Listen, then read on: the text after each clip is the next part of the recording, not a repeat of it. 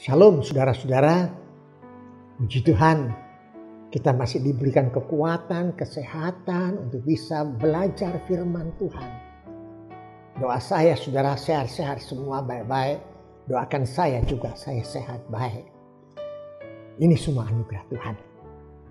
Saudaraku, belum lama ini kita bersama-sama belajar tentang teladan Tuhan Yesus di atas kayu salib, mendoakan bagi kita, ampunilah mereka karena apa yang mereka lakukan mereka tidak tahu.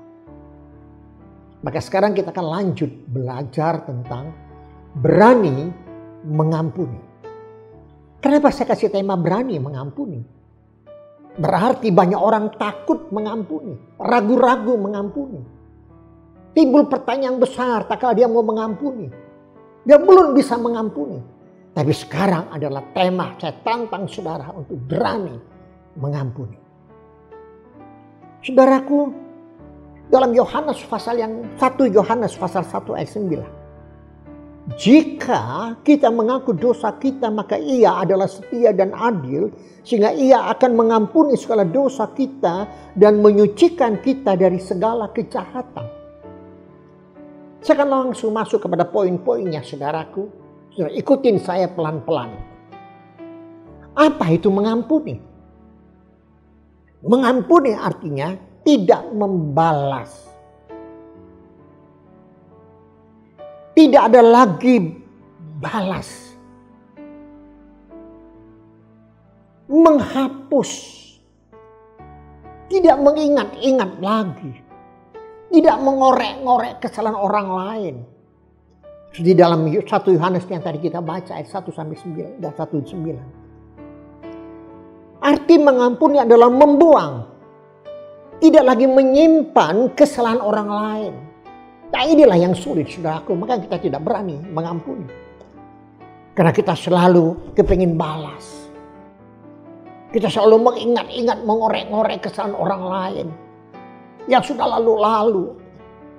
Kita tidak mau membuang, kita menyimpan akan kesalahan orang lain dalam hati kita.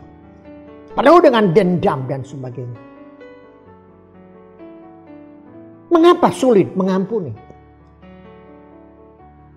Karena pola pikiran hati kita tidak berorientasi hanya kepada Kristus dan kebenarannya. Melainkan berfokus, berorientasi pada diri kita sendiri. Egois. Kita berorientasi kepada setan. Kita lebih suka mendengar suara iblis. Suara setan. Suara hati kita. Akhirnya kita gagal untuk bisa mengampuni saudaraku. Yaitu ada beberapa hal saudaraku. Merasa diri sendiri paling benar. Paling baik. Paling suci daripada orang lain. Paling itu ada pada diri kita dibandingkan orang lain. Hati penuh dengan dendam, penuh dengan kebencian. Tidak ada kasih sama sekali. Kita lebih taat kepada kehendak diri kita. Tadi sudah saya sampaikan. Kita lebih taat, lebih suka taat kepada orang lain. Orang di sekitar kita. Maka kita lebih taat mendengarkan suara iblis, suara setan. Maka kita sulit mengampuni. Ada tendensi selalu melihat dan memikirkan hal yang di belakang. Yang lalu-lalu kita selalu memikirkannya. Malam tidak bisa tidur. Makan tidak bisa makan enak. Kemanapun mikir yang lalu-lalu, yang orang pernah benci, yang pernah memberikan kesalahan, menyakiti hati kita. Dipikir terus saudara. Sulit mengampuni orang yang demikian. Dan saat kita mau mengampuni, kita tidak menjamin saudaraku.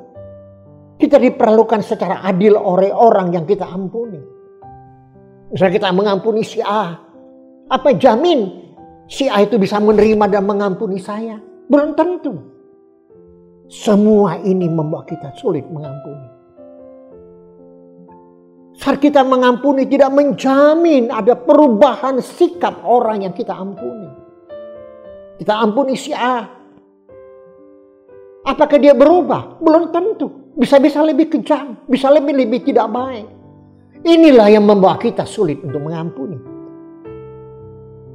Kita tidak dewasa dan tidak mengerti kehendak dan kebenaran Allah. Kita tidak dewasa dan tidak mengerti akan kehendak dan kebenaran Allah. Iman rohani kita adalah cubit kecil. Kasihan saudaraku orang yang demikian.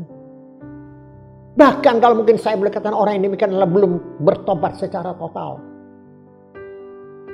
Saya amat sangat yakin saudaraku, kalau kita bertobat secara total dan kita menyerahkannya kepada Tuhan. Biar Tuhan yang maha adil, yang membela kita, yang mengatur kita, sudahlah serahkan sama Tuhan aja. Minta kasih yang dari Tuhan berikan kepada kita. Oh, disitulah saudaraku kita bisa lakukan. Saya ngomong gini, saya belajar. Saya belajar saudaraku. Orang yang paling kita dekat, orang yang paling kita percayai, orang yang kita cintai, yang sudah menyakiti hati kita, solid sekali. Kita bisa mengampuni. Kita jangan belajar seperti orang Farisi, saudaraku. Kelihatan di luar baik, rohani, suci, melakukan hukum Taurat Tuhan dengan baik, tapi hatinya penuh kebusukan. Jangan kita belajar sebagai orang Farisi. Kita akan lanjut saudaraku di episode berikutnya tentang berani mengampuni. Ikuti saya terus. Soli Deo Gloria. Tuhan Yesus memberkati. Amin.